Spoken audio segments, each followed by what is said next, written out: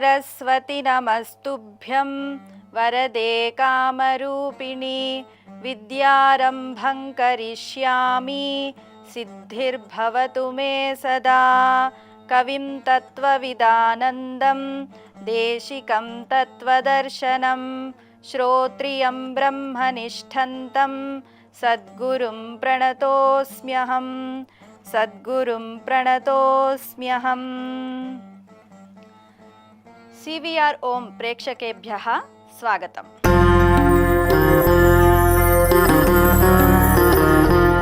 विद्यालय संवादः। विद्यालयः विद्या प्लस आलयः विद्यालयः।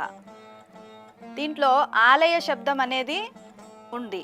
అంటే ఈ ఆలయ శబ్దము చాలా చోట్ల మనకు వినబడుతుంది.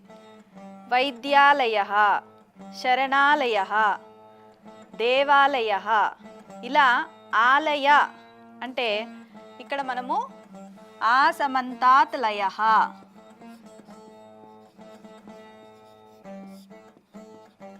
అంటే అన్నీ కలిపి ఒక చోట సమకూర్చడాన్ని లయం అంటారు. గ్రహించడం, సమకూర్చడం. ఈ ఉపసర్గ ఉండడం వల్ల అన్నీ కలిపి పూర్తిగా ఒక చోట ఉండడాన్ని ఆలయం అంటారు. విద్యాలయం అంటే మనకు తెలిసిందే. ఆలయము విద్యకు సంబంధించిన టీచర్లు కానీ స్టూడెంట్స్ కానీ అందరూ అక్కడ సమకూరుతారు కాబట్టి ఆలయం అంటారు. అలానే వైద్యాలయం, దేవాలయం, శరణాలయం, ఈ ఆలయ శబ్దము ఇందుకు వాడతారనమాట. ఇప్పుడు విద్యాలయములో సంవాదం ఎలా చేస్తామో ఈనాటి తరగతిలో తెలుసుకుందాం. అహం విద్యాలయం గచ్చామి. అహం విద్యాలయం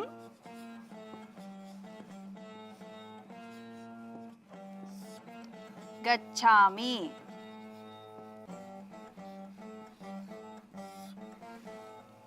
సంస్కృత సాధన ఈ కార్యక్రమంలో మనము నేర్చుకునే ప్రతి ఒక్క అంశము మీ నోట్బుక్లో అన్నీ రాసుకుంటూ మీరు నేర్చుకోవాలి. ఎందుకంటే ప్రతి తరగతిలో కొత్త కొత్త విషయాలు మనం తెలుసుకుంటున్నాం. అహం, అహం అంటే నేను. విద్యాలయం అంటే బడి, స్కూల్. గచ్చామి వెళుతున్నాను. చూడండి, అహం విద్యాలయం గచ్చామి. మనము తెలుగు భాషలో కర్త, కర్మ, క్రియ ఎలా నేర్చుకున్నామో సంస్కృతంలో కూడా కర్త, కర్మ, క్రియ అనే పదాలు ఉంటాయి. ఇక్కడ అహం అనేది కర్త, విద్యాలయం అనేది కర్మ, గచ్చామి అనేది క్రియాపదం. ఈ గచ్చామి అనే క్రియాపదాన్ని మీరు ఎప్పుడూ గుర్తుపెట్టుకుంటూ ఉండాలి.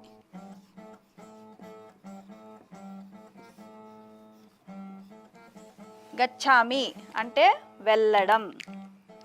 తర్వాత అధ్యాపకః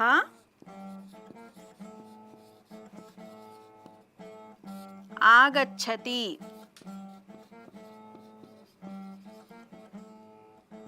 అధ్యాపకః ఆగచ్చతి. చూసారా, గచ్చతి, గచ్చామి అంటే వెళ్తున్నాను, ఆగచ్చతి అంటే వస్తున్నాను, ఆపోజిట్. ఈ అనేది దానికి ఆపోజిట్లో తీసుకోవాలి. గచ్చామి అంటే వెళ్ళడము, ఆగచ్చామి అంటే రావడం. ఇప్పుడు ఎవరు వచ్చారు? అధ్యాపకః ఆగచ్చతి. టీచర్ వచ్చారు, అధ్యాపకులు వచ్చారు. తర్వాత ఇంకెవరు వస్తారు విద్యాలయంలో? ఛాత్రాః ఆగచ్చంతి. ఛాత్రాః, ఛాత్రాః ఆగచ్చంతి. ఛాత్రాః అంటే విద్యార్థులు. విద్యార్థి శబ్దం కూడా సంస్కృత భాషే. విద్యార్థినః ఆగచ్చంతి అలా కూడా చెప్పొచ్చు. సాధారణ భాషలో ఛాత్రాః అంటారు. ఛాత్రాః ఆగచ్చంతి. ఇక్కడ ఛాత్రాహ అనేది బహువచనం కాబట్టి ఇక్కడ గచ్చతికి గచ్చంతి అయ్యింది. ఇవన్నీ మీరు నోట్ చేసుకుంటూ ఉండండి. ఇది బహువచనంలో క్రియాపదం, ఇది ఏకవచనంలో క్రియాపదం. మనము ధాతు రూపాలు తెలుసుకునే ఆ పాఠంలో ఇంకా వివరంగా తెలుసుకుందాము. ఇప్పుడు మాత్రం విద్యాలయ సంవాదంలో మామూలుగా సాధారణంగా ఇలాంటి సంభాషణ అనేది మనకు వినబడుతుంది. తర్వాత అత్ర పుస్తకాని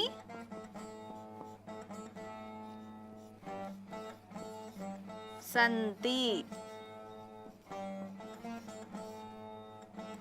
అత్ర పుస్తకాని సంతి. అత్ర అంటే ఇక్కడ,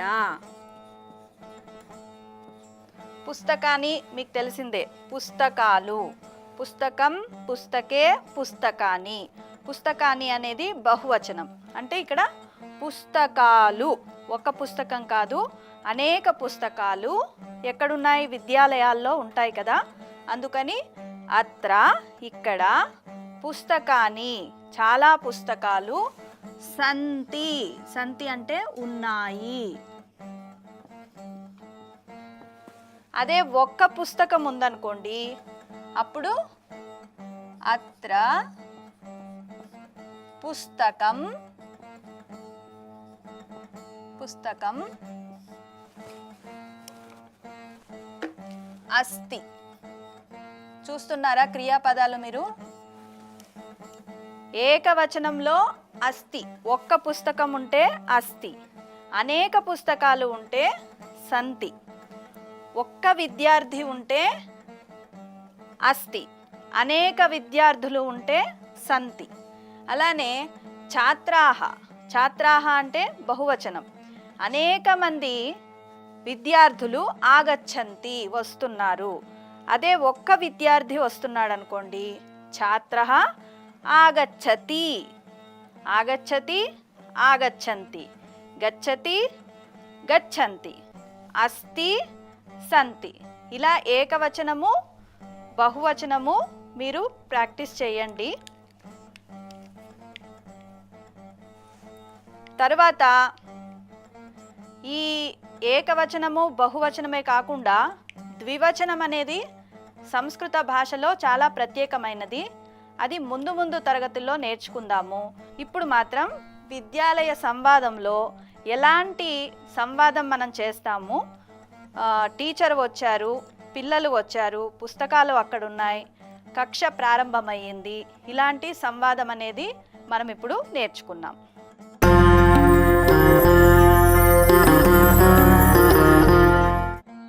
సంస్కృత సాధన కార్యక్రమంలో ద్వితీయ భాగమైన పద పరిచయం గురించి ఇప్పుడు తెలుసుకుందాం. పుస్తకం,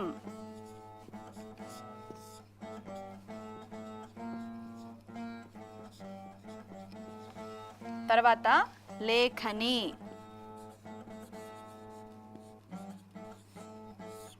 లేఖని అంటే కలం. కృష్ణ ఫలకం,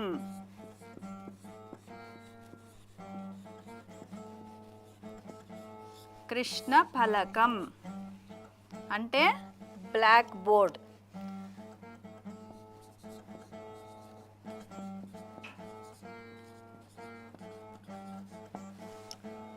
బ్లాక్ బోర్డు కృష్ణ ఫలకం అంటారు. మరి ఈ బోర్డును ఏమంటారు? శ్వేత ఫలకం. తెల్లగా ఉంది కాబట్టి శ్వేత ఫలకం అని చెప్పొచ్చు. తర్వాత టిప్పణి, టిప్పణి, టిప్పణి అంటే నోటు బుక్కు, నోటు పుస్తకం. మీరందరూ ఇప్పుడు నోట్ చేసుకుంటున్నారు కదా, దాన్ని టిప్పణి అంటారు. తర్వాత ఉపవేశనాసనం,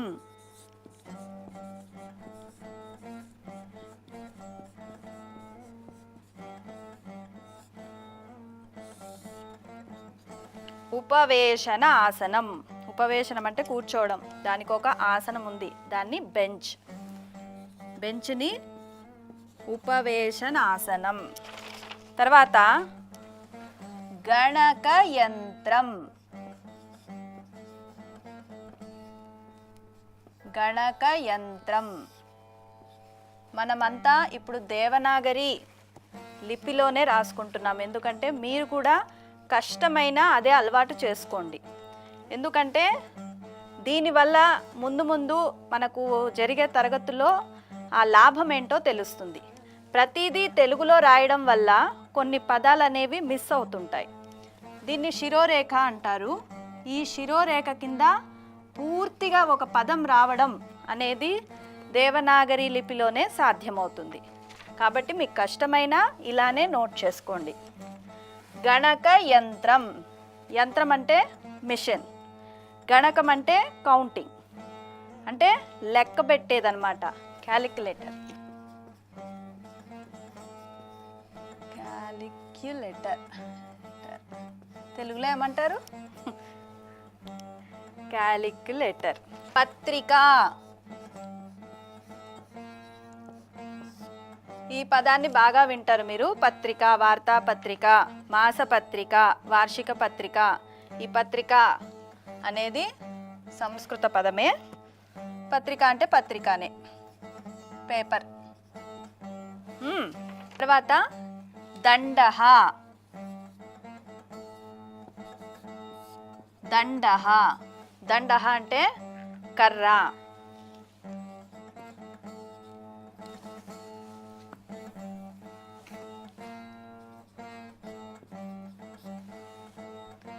తర్వాత అంకని. అంకని అంటే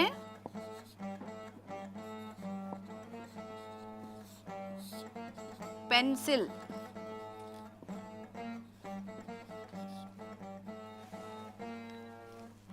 తర్వాత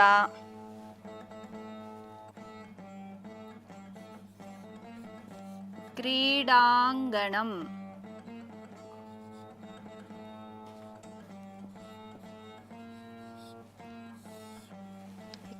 ఇక్కడ అనునాసికాలు వచ్చాయి, అయినా మీరు జాగ్రత్తగా రాసుకోండి. ఎందుకంటే ముక్కుతో పలికే శబ్దాలు కాబట్టి అనునాసికంతోనే మనము లేఖనం చేయాలి. క్రీడాంగణం తెలుసా? క్రీడాంగణం అంటే ప్లే గ్రౌండ్, ఆట స్థలం.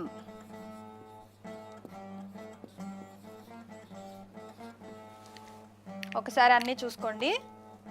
పుస్తకం, లేఖని, కృష్ణ ఫలకం, టిప్పణి, ఉపవేశనాసనం. తర్వాత గణక యంత్రం, పత్రిక, దండహ, అంకణి, తర్వాత క్రీడాంగణం. తర్వాత క్లాస్లో ఇంకొన్ని పద పరిచయాలు చూద్దాం.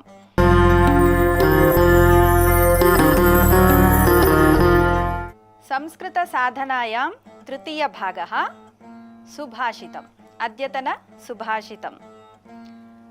విద్వత్వంచ నృపత్వంచ నైవ తుల్యం కదాచన స్వదేశే పూజ్యతే రాజా విద్వాన్ సర్వత్ర పూజ్యతే.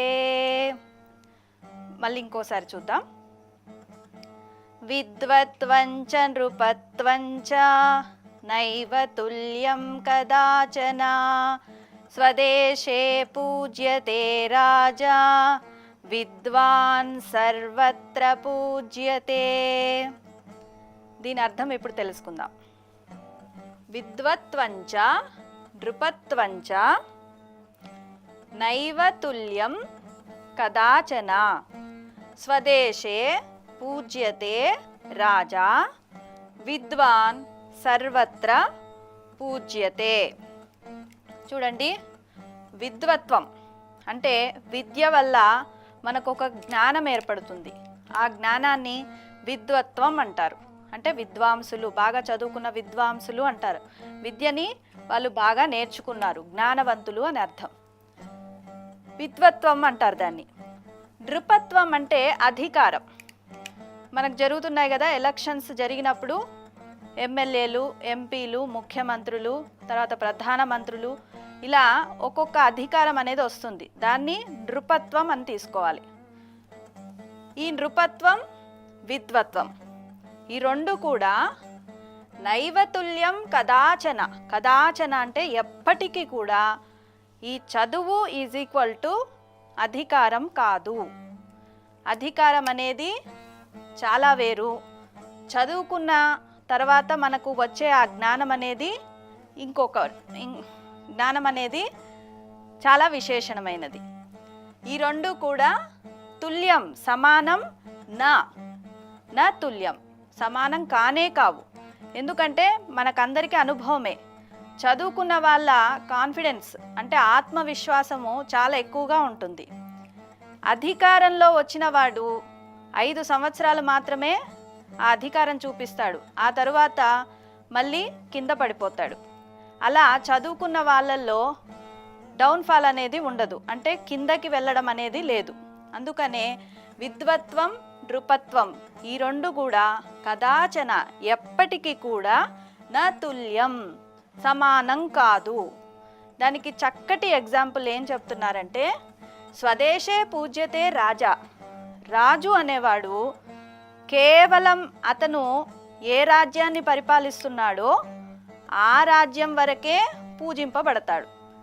పక్క రాజ్యంకి వెళ్తే ఆ రాజు ఎవరో కూడా ప్రజలకు తెలియదు. కాబట్టి ఎవరు రెస్పెక్ట్ ఇవ్వరు, ఆయనని గౌరవించరు, పట్టించుకోరు. అంటే కేవలము ఒక పరిధి వరకే ఆయన అధికారం ఉంటుంది, పూజింపబడతాడు. కానీ విద్వాన్ సర్వత్ర పూజ్యతే. విద్యత కలిగిన వాళ్ళు, అంటే విద్య వల్ల జ్ఞానాన్ని పొందిన వాళ్ళు మాత్రం సర్వత్రా పూజ్యతే. ఏ దేశంలోకి వెళ్ళినా, ఎక్కడికి వెళ్ళినా వాళ్ళు గౌరవింపబడతారు. అది మనకందరికీ అనుభవమే. మన పిల్లలు బాగా చదువుకుంటారు, చదువుకున్నప్పుడు విదేశాల్లో కూడా ఉద్యోగాలు చేస్తూ ఉన్నారు. అంటే ఎలా? వాళ్ళని చాలా పూజనీయ భావంతో వాళ్ళకి ఆఫర్ లెటర్లు ఇచ్చి మరీ చక్కటి శాలరీలు ఇచ్చి వాళ్ళు హైర్ చేస్తున్నారంటే అర్థం ఏంటి? అంటే గౌరవం అనేది చదువుకున్న వాళ్ళకి ఏ దేశంలోకి వెళ్ళినా వస్తుంది. కానీ అధికారం అనేది కొంతవరకే పరిమితం అవుతుంది. కాబట్టి విద్య అనేది చాలా గొప్పది అని ఈ సుభాషితం మనకు చెప్తుంది.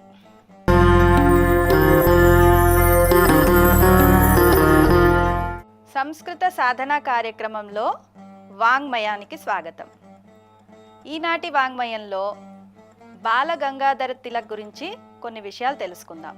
బాల గంగాధర్ తిలక్ స్వాతంత్ర సమరయోధుడు అని మనకందరికీ సుపరిచితమే. కానీ వారిలో మరో విశేషమైన కోణం ఉంది. వారు సంస్కృత పండితులు మరియు వేదాంతి. బ్రిటిష్ కాలంలో వారు కారాగార వాసం చేశారు. ఆ సమయంలో వారు భగవద్గీత మీద చక్కగా అధ్యయనం చేసి గీతా రహస్యం అనే గ్రంథాన్ని రచించారు.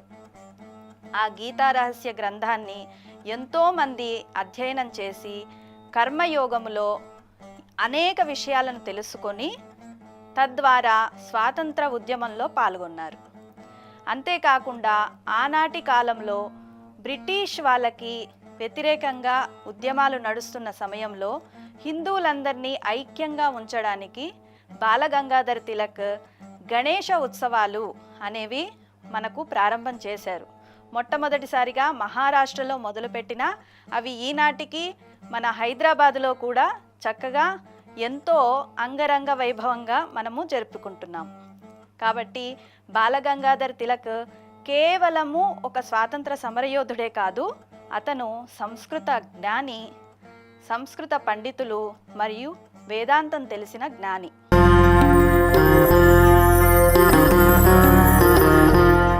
గత సంచికలో మనం అడిగిన ప్రశ్న, అష్టాధ్యాయి కర్త కహ? అష్టాధ్యాయిని రచించింది ఎవరు? దానికి సరైన సమాధానం పాణిని మహర్షి. ఈనాటి ప్రశ్న, దైవ భాష అని దేనిని అంటారు? కా భాష దైవ భాష? దీని సమాధానం వచ్చే తరగతిలో తెలుసుకుందాం. చూశారు కదా, ఈరోజు మనము విద్యాలయంలో సంవాదం ఎలా చేయాలి, తర్వాత కొన్ని నూతన శబ్దాలు, నూతన పదాలు తెలుసుకున్నాము.